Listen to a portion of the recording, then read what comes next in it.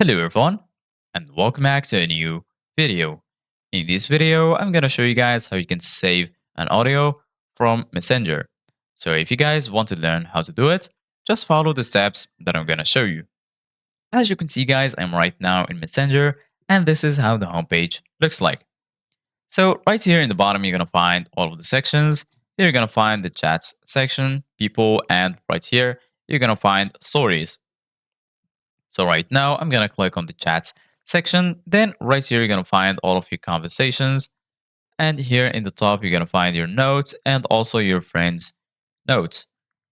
So right now, I'm going to click on this conversation, for example. And then let's say you have an important audio message that you want to save and you don't want to lose. If you want to save it, there is a way you can do it. So just go to the audio message that you want to save, hold click on it, and then right here you can add a reaction.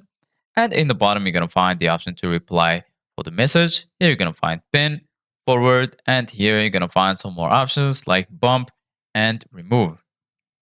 So if you want to save your audio message in the conversation, just go ahead and click on pin.